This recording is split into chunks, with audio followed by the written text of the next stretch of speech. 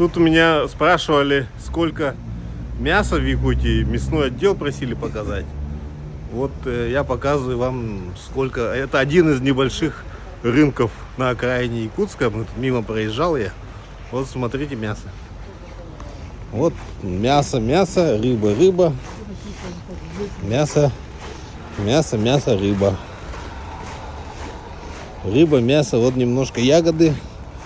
И продолжается мясо, жеребятина, говядина, чир. О, чир нынче подорожал, 2000 рублей за килограмм. Но этот чир того стоит, товарищи. Вот, у меня уже ноги устали. Вот мясо и мясо.